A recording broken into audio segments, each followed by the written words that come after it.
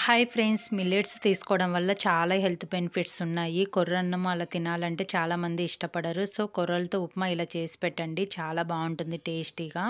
So, దీనికోసము ఒక cup కొర్రల్ని ఒక half an hour ముందు నానబెట్టుకోవాలి. తర్వాత కడాయిలో ఆయిల్ వేసుకొని పల్లీలు అండ్ తాలింపు దినుసులు, పచ్చిమిర్చి, ఆనియన్స్, కరివేపాకు వేసుకొని తాలింపు అంతా వేగిన తర్వాత టమోటా, క్యారెట్ అండ్ సాల్ట్ వేసుకొని టమాటా సాఫ్ట్‌గా అయ్యేంత వరకు ఫ్రై చేసుకోవాలి. ఒక కప్పు కొర్రలకి 2 కప్స్ వాటర్ లెక్క వేసుకోవాలి. ఒక కప్పు వాటరు అండ్ ఒక కప్పు పాలు వేస్తున్నాను. ఈ పాలు వేయడం వల్లనే ఈ కొర్ర ఉప్మాకు టేస్ట్ అనేది చాలా బావుంటుంది.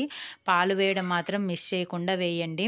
సో, తర్వాత ఈ ఎసురు కాగిన తర్వాత కొర్రలను వేసేసుకొని హై ఫ్లేమ్‌లో ఉడికించుకోవాలి దగ్గరికొచ్చేంత వరకు. ఇలా దగ్గరికొచ్చిన తర్వాత కొత్తిమీర వేసుకొని లో ఫ్లేమ్‌లో 10 మినిట్స్ ఉడికించుకుంటే కొర్ర ఉప్మా అనేది రెడీ అయిపోతుంది. మిల్క్ మాత్రం మర్చిపోకుండా వేసుకోండి. టేస్ట్ చాలా బావుంటుంది. తప్పకుండా ట్రై